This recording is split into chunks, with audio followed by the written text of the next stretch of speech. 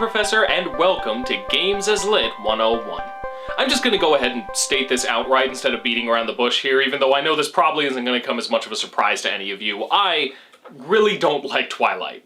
I know it's popular to hate on it, and honestly the cultural obsession with it made the series seem worse than it even actually is, but it's still bad. Really, really bad. Apologies if there are any fans in the audience, but I can't sugarcoat this. It's just not good. Full disclosure, I've seen the movies, but I've only actually read the first book. So for the sake of ease of discussion, that will be the specific topic of this video. I very strongly believe that you can't go criticizing something without actually experiencing it for yourself, so I gave the book a read before I judged it too harshly. Yeah, it was absolutely terrible, and I just could not bring myself to read any more of the series. That said, I think it would have made a better video game.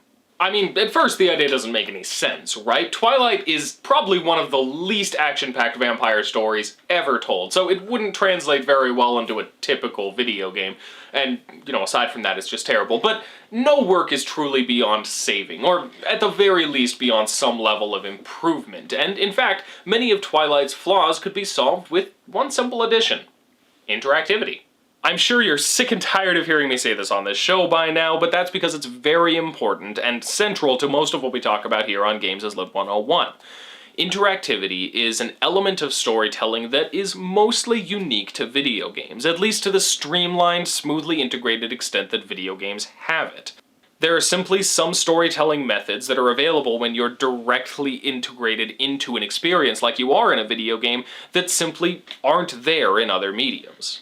And as with all art forms with their own unique elements, there are some things that simply work better in an interactive context than a non-interactive one. And one of these things is the projection protagonist. This is a main character of a story who has little to no real development or personality, specifically so that you can project your personality onto them. These characters exist as your avatar in the game, so that you can step into their role and experience their story as though it were your own. By far the worst part of the book is its protagonist, Bella Swan, but she actually would have made a pretty great projection protagonist. Some would argue she already is one, but those only work so well in passive media, so she just ends up being boring and irritating. Kristen Stewart's lifeless performance and the movies aside, Bella has few notable character traits. She just moved, so she has no established relationships except with her father. She's insecure with herself and bored with this new town, and that's about it. Basically everything else about her character is gained not by virtue of her as a person, but through her interactions with people like Edward and Jacob. She is literally defined more by her romantic relationships than her own personality. And if you're well versed in a variety of video game genres, you might already be having one in mind that would fit this premise rather well. The romantic visual novel, or dating sims. Those are two different things, but they're similar enough for our purposes in this video. We've talked about this genre on the show before, but as a quick primer, this is a genre with a lot of popularity in Japan, where you play as a character with a variety of friends of the opposite sex, or perhaps both sexes if it's being particularly inclusive. Your decisions over the course of the game, or in dating sims, a combination of statistics based on how you spend your time, determine which character you grow close to and form a romantic relationship with. The important thing to note for our discussion today is that the protagonist in these games is rarely very developed on their own, because the game's goal is to let you decide how that protagonist acts toward a variety of potential romantic interests with varying personalities.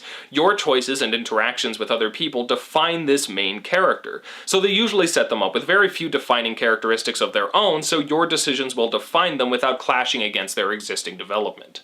Bella is, quite simply, a perfect setup for this. She doesn't have much character definement on her own terms, and is instead defined more by the choices she makes regarding the people around her and her relationships to them. And since she moves to a new town at the beginning of the book, her surroundings and the people around her are just as unfamiliar to her as they would be to the player of a game. So instead of being a boring character who we're supposed to relate to, she could simply be us, and we could experience her story as ourselves instead of watching her stumble through it. But it would also allow us to direct it, which might be the single most important change in transitioning the story into video games. Because, let's just establish one thing right now, Bella is a very stupid girl who makes very stupid decisions. A whole lot of them, not the least of which is the entire romance with Edward around which the series is based. She gets into a new town, and immediately a bunch of guys are fawning over her, but she still mopes about how clumsy and average she is and how no one would possibly like her. And then as soon as a guy is a complete douche to her, she falls head over heels for him. Her first day at school reads like it's introducing a bunch of potential love interests, and they're all immediately shoved aside the moment Edward treats her like crap. And it doesn't get better as it goes on. When Edward admits to stalking her while she sleeps, she finds that romantic somehow. When he admits that he lusts for her blood, and her blood particularly more than others, she's barely fazed by this information. The series has gotten a lot of criticism for romanticizing this relationship when it has a lot of problematic elements that even dance along the line of abuse. If those decisions were left up to the player, though, things could be a bit different. The obvious benefit is the ability to fall in love with literally anyone other than Edward. I'm Team Jacob personally, though I could see Mike working if the series actually developed him at all. But anyway, point being, that's one good thing about this, but there is actually another major benefit to letting the player make Bella's choices for her. The ability to choose in these situations would have two primary effects. The first, as already mentioned, would be the ability to make choices different from those that Bella makes in the story as it currently stands. Like, for instance, you could choose to criticize Edward when he admits to stalking you in your sleep. But aside from that, a very well-written game that puts you in Bella's place could also potentially have the power to make some of her terrible decisions a little more understandable. One of the major benefits of letting the player step into the shoes of the protagonist is, after all, empathy. They can know what it's like to be in their position, and that kind of empathetic experience can help one understand why someone would make a decision that the player wouldn't necessarily agree with. If the game is very well written, it could even compel them to make that decision themselves. This would all hinge on its presentation, obviously, and the writing in the game would have to be far better than the writing in the books if this were to work at all. But the story, characters, and setting would actually translate pretty well to this type of game, and honestly, I think there's a potential that the result could end up being good. Probably not great, but quite possibly good. I doubt we'll ever find out, but it's an interesting thought experiment nonetheless. So, if you agree, disagree, or think that Twilight is great and I'm a tasteless plebe for hating on it, then by all means, please say so in the comments. Politely, I hope.